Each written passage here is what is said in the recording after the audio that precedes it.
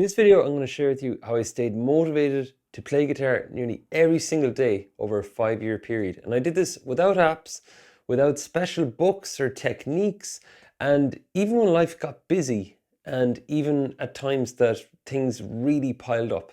So there's 5 steps to this. The first thing that happened was I was watching a band play, and I was in national school. That, for those of you watching this from another, not Ireland or the UK, it's basically around the age of 12, you swap into a different school system.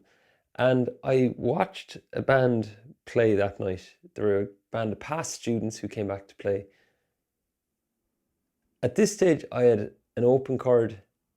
I had a couple of chords. I had a bad strum pattern, bit of Wonderwall, a bit of this and a bit of that. And then I saw this band play on stage, and they had electric guitars, which first of all I thought was cool, and second of all they played Sultans of Swing. Now, for those of you who don't know what Sultans of Swing is, let's just say I was playing this stuff, Wonderwall, half-baked versions, and I saw this band do this, playing something like that, and I couldn't believe it. I was like, what's that thing? And they played Whiskey in the Jar, the Metallica version, and they played I Want It All by Queen.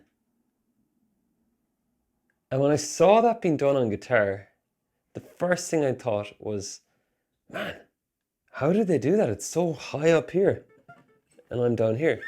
And the second thought I had was, I have no idea in the world how to do that. I can put my hand up there, but I have no idea how that works.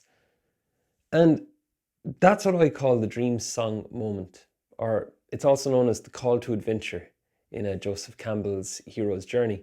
And it's that there's a dream song to do. There's a song out there that you play in your wildest dreams, one that you won't be able to play in a week, maybe a month, maybe 2 months, 3 months, a year.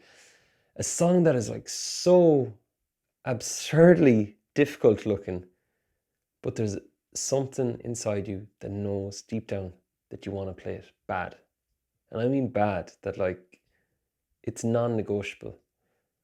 And that night I saw Sultans of Swing being played, and I was 12, a long time ago. And I just knew, it's a knowing. I knew that I wanted to learn it, and I knew I'd pay the price to be able to play it. And when you know those things, you found a dream song. It's easy to look at a song online and go, that's tricky. I'd never be able to do that. What I'd usually respond to with that is, how do you know? How do you know you're never able to do it? Is it that you've decided that you're not going to put in the work for it? Is it that you've decided you're not willing to put in those hours?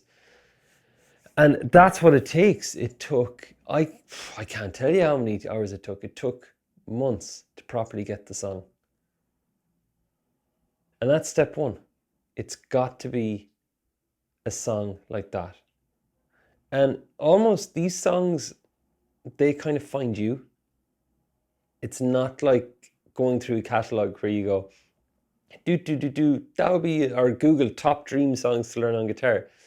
No, you listen, the music catches you, or you see guitarists play it, and you go, that's the one, that's the one. If I could play that, and that was the last song I ever played on guitar, I'd be happy.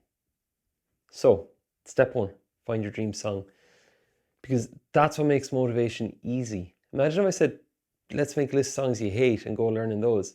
You won't be motivated, you won't be disciplined. And then across the other side of the spectrum is the dream song. And that's what fuels the motivation. Step 2, get serious about it. And when I mean serious, there's steps to how serious you can get about learning a song. For me, at that time, I saw it, and it had been said to me to get guitar lessons when I was younger by my mum. Like, it was like, Joe, you could get guitar lessons. I was like, no, I'm not doing guitar lessons. I'm going to teach myself. And I was not making a bad job of things, playing a bit of this and that. But that night, I knew there was no way in hell I was finding out how to do that. No way. And so I got serious.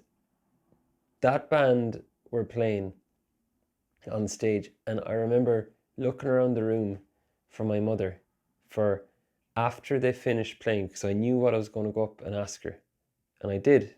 After they finished playing, I wanted to ask them how they did things, but I was too scared to talk to them. I was so much younger. And I walked back and I said, "Can I get guitar lessons?" And she kind of looked a bit taken back. She, "Yeah, sure." And then she said, "That guy playing there, he gives guitar lessons." And I don't know what it was, because I was 12 and I didn't have the wits about me, but I wanted to go to who taught that guitarist. I said, "Who taught him? I want to go to that guy." And we found out, and I was lucky enough to get a space with this teacher, and they're the most amazing 5 years ever. Like, I mean, I have fond memories of those lessons to this day. And I was getting serious about it. I was 12. I didn't care about a lot of stuff, but I cared about this. And age doesn't matter here. It doesn't matter if you're 62 watching this, if you're 70, for whatever age. You can still have your dream song that calls out to you. You can still have step 2, which is getting serious. Now, for me, back then, it was getting a teacher. I was like, I need to know how to do this. Nowadays, that teacher role can be fulfilled many different ways. It can be via YouTube videos. It could be through books if you want to try the long way. It could be through other means. Apps, personally, I'm not a fan of. The technology isn't there yet anyways to see how you're doing things. It's very easy to play a note and match the colored ball on the dot thing, but how are you positioning your fingers on the fretboard? Because it's when I learned Sultans of Swing, I realized that you need the proper finger positioning. You need somebody there to go, "Watch out for that." You need to position your finger differently there. And that is a drawback of YouTube. And I put videos up on YouTube, but that's why I will continue to teach privately until I'm done teaching. And I'll also, in my membership, I'll also see visual feedback how players are doing. That needs to happen to get serious. So that was step 2. I got serious. Found somebody who could help me. I found an accurate version of the notes because they wrote them out for me. So I had the accurate notes, I had that. And then here's the other thing. I got down to work. There's so many YouTube videos out there of how to do great things. There's so many teachers out there teaching great things. But it's what happens in between your lessons. Now, what getting serious looked like on the weekly basis was as follows. I had a primary goal. It was to play my dream song. I poured a ton of time into it. I mean, hours and hours and hours, and I'd obsess over the 3 or 4 notes. But step 3 here is where a lot of players miss, and it's why they fall off their dream songs. Step 3 is to turn it into a project. I went into this knowing that this song wouldn't be one I'd play anytime soon. I knew I was going to give it everything. But at the same time, I was like, yeah, this is more of a long-term project. And that's what it was. I poured hours into it, but it was a longer-term project. In the meantime, I'll put it this way. If you have your guitar and somebody says, "Do you know any songs?" And you go, "This is my longer-term project song." And you play a little bit of something versus playing even half a version of a song with singing and playing or chords. It's good to have other easier things, stepping stone songs on the way to your dream song. And for that reason, I still continued learning things like Wonderwall. I was doing Blur. I was doing late 90s hits, early noughties hits, and rock. And I was crossing those off. And as my skills improved on those, they fed into my dream song. And as I worked to my dream song, which was way above an ability of what these were, these improved. So both were feeding each other. It wasn't all or nothing. It was and. I was doing my dream song and my stepping stone songs. And I broke it right on down. Like, for example, Sultans of Swing, we've this bit, we've that, we've all the solo, the outro, and we've the fills. And I literally would just take one part and I'd go over it and I'd drill the parts over and over and over until I couldn't do them anymore. And over a long enough time horizon, you're getting your stepping stone songs towards completion that you're like, yeah, I'm making progress. I can hear it sounds like the song. And then you're making the more measurable progress with your dream song. And that can be broken up into like bars and song sections and skills. So I extracted the skills that were needed for the song. So it was Dire Straits. So I needed fingerstyle. So I did more fingerstyle. I didn't try a million different like techniques all at once. I wasn't window shopping online or in books going, I'm going to do a bit of this tapping thing, a bit of this, a bit of that. It was fingerstyle, it was pick control, it was rock. And as a result, I started to build momentum. Which leads me to step 4. And this is super important. It's to tell everyone what you're doing. Scenario 1. I basically would go away and not tell anybody what I was learning. If I don't do it, no one's going to know. No one's going to ask me how it's going. No one's going to expect to see it. If I don't tell anybody, there's no accountability. So what I did was, I told everybody and their cat about this song and about, I'm learning this, I'm doing this. Here's a bit of it. What do you think? It's coming together a bit well. Here's this next bit. I was going out there, and as a result, people would ask, are you still doing that song? How's that going? Did you get it faster yet? And those questions, they're just little prods of motivation to keep you going. Like, I taught a guitar lesson once that was 24 hours in length. And it was a world record attempt, and to my knowledge, it was the first time it was ever done. And it scared the living hell out of me. I was like, I didn't even practice for it because I thought, I don't want to know what it's like to teach after 18 hours and to be teaching bar chords. But what I did do was, I wrote a simple Facebook post and I said, hey everyone, I'm doing a 24-hour guitar lesson. Who's interested? And it got, I don't know how many likes it got. But then I walked outside the door and the following day here, people are asking me, so you're doing that thing? How do you think you'll do it? God, that's a lot. The questions. People know now. And with that, it was the same as guitar. Put something out there, enough people know about it, and people start to ask you about it. And it becomes a thing then. It's not hidden away, it becomes a thing. And the thing is the result. Whether it's a 24-hour guitar lesson in that case, whether it's Sultans of Swing, whatever your dream song is, it becomes the thing. And the only way that thing is going to happen is with your actions. And there's expectation that it's going to happen because you've told a ton of people. Now, I get that for some, you might go, that sounds like a load of pressure. And yeah, it can be a load of pressure. But as a result, it gets you moving.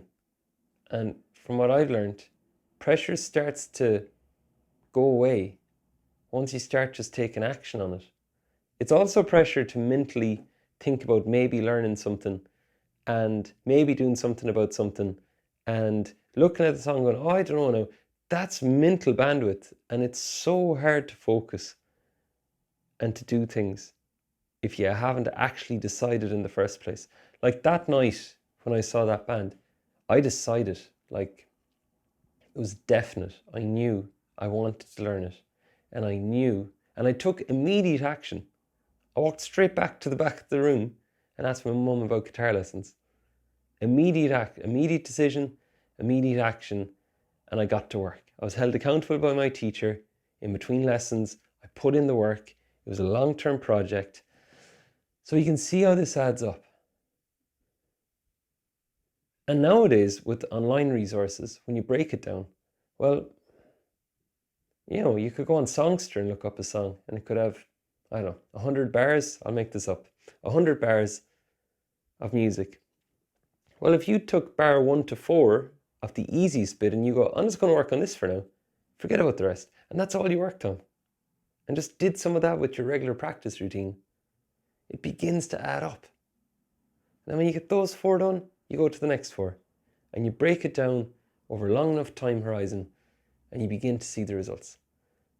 Now, I said this is how I stayed motivated for 5 years. It didn't take me 5 years to learn the song, but I stayed motivated. And it's because unconsciously, I did step 5.